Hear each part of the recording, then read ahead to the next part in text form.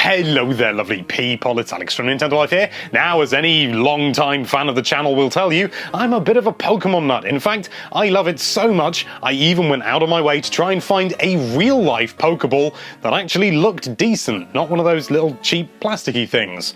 It turns out they exist. Whilst they are officially advertised as Pokeball-inspired, it's pretty clear where the inspiration has come from and what they're trying to emulate. But they look fantastic. There are a few subtle sort of design differences, but they're very subtle and it really does look the part. Nobody's going to mistake it for anything else. I got in touch with the lovely people over at the Phoenix Orb project. You can find a link to them in the description, and they sent me not only one of their Pokeballs, but they also sent me a whole box full of other stuff.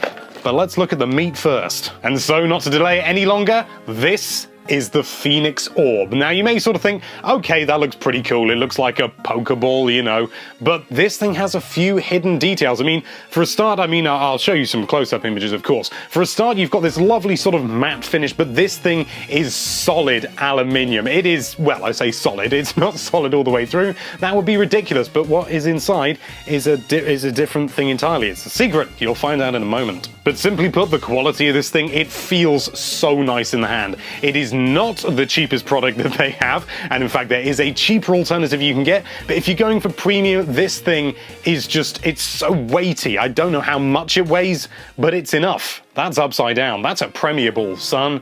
No, the Premier Ball looks different to that. But what is this secret that is hidden inside? Well, it is this in here. You see, it's just held on by magnets, which is a really nice way of just keeping it all, I can't even do it properly. It's a really nice way of just keeping it easy accessible and things like that, but when it's down, you have to put not a huge amount of force, but enough force that's not going to fall open accidentally.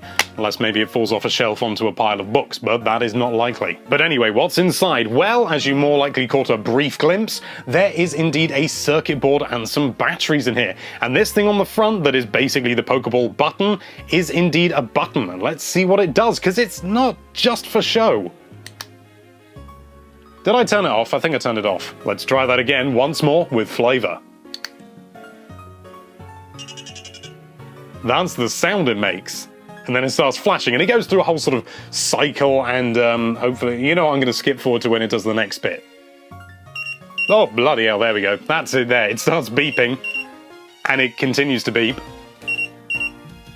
And that's like the Pokeball shaking, I think, something like that. It's just a nice little cycle. It's something different. To be honest, though, it does seem to go through batteries like nobody would ever expect. I mean, it just takes two button cell batteries. What are they? CR2032s, and it takes two of them. And I pressed this button originally. I've got fresh batteries in here now. I pressed this button originally, I don't know, maybe 10 times, and then it started to go a bit funny, and I'm guessing it's because it had low battery. If I can get back on. I'm usually a lot better at that. And also, when you got the top part on, you can't really hear it.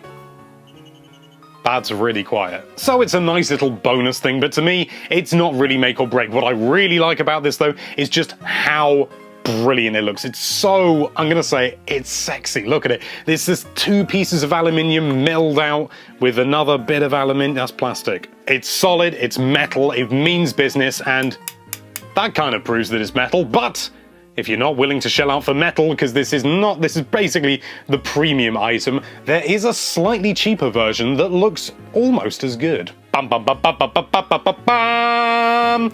Which one's is the metal one? It's this one. This is a plastic variant that you can also get, and this again has guts inside it. Sort of rattles around. It's not really secured down in any way. And it has the circuitry, and it has all the batteries and lovely stuff in there. And this thing does a different thing. It just turns on the light and turns off again when you press it. Yes, it did. Excellent. I remembered correctly. This thing, again, it really just looks the business. It looks so cool. It doesn't have the weight of the other one, and to be honest, if you try and put it down on a flat surface, which I can't really emulate, it rolls off, because the weight of the button on the front is metal, and so it just wants to roll forward. It's trying to roll away. It's trying to go on its own Pokemon journey, but we're not going to let it. We're going to put it on a shelf and gawk at it. So what am I going to do with these things? Well, I am just going to stick them on a shelf because they look so cool. I'm going to put them on a little stand that I've made, which is actually an old ring, just an old metal ring that I had. I bought it when I was 16.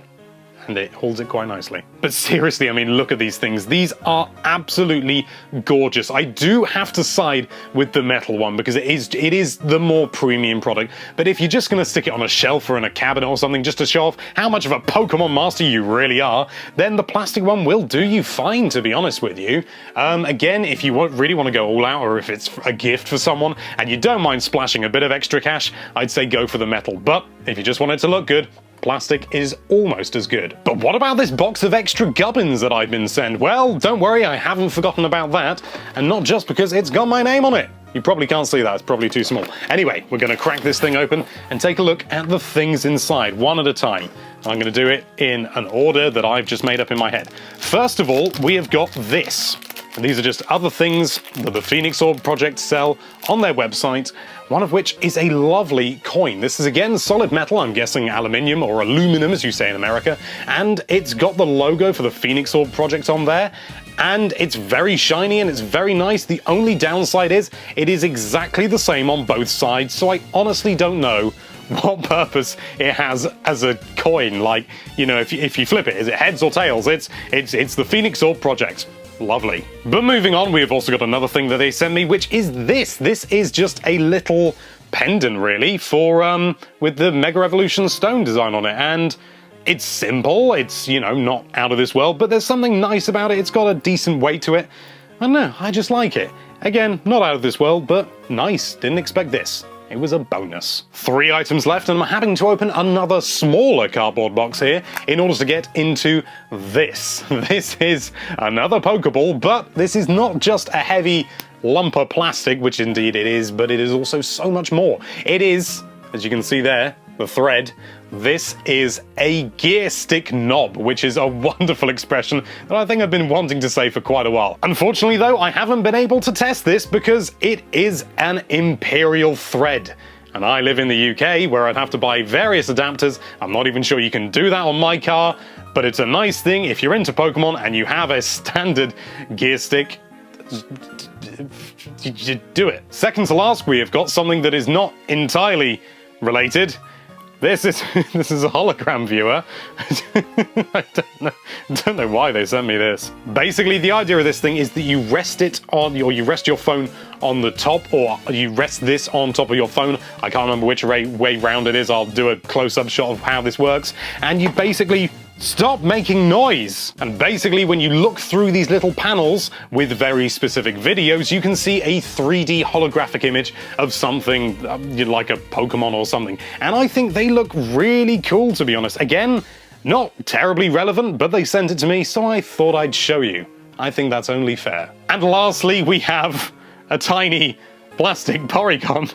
I don't know why this was sent to me, but I love him and I will look after him and cherish him always. But there you have it. That is a real-life metal Pokeball, and indeed a plastic one that is, again, very nice, but not as impressive. I think if you're gonna go, you know, what's the expression they say? If a job's worth doing, it's worth doing well. That's not the one I was thinking of, but it'll do. And it's just a lovely thing, you know. It's more of a sort of a collector's thing. I don't see it having a huge widespread appeal because it is such a premium product, and again, it's kind of a niche product, but it doesn't light up because I've turned it off. But it lights up and it makes the occasional noise. I think maybe that came through, I'm not entirely sure, because it really is quiet with this lid on.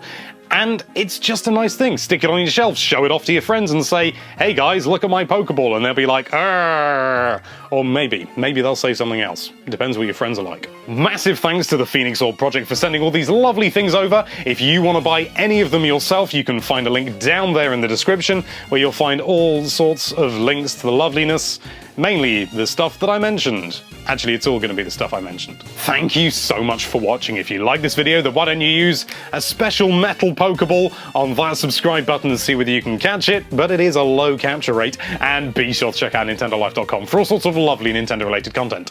Thank you again for watching. Bye-bye.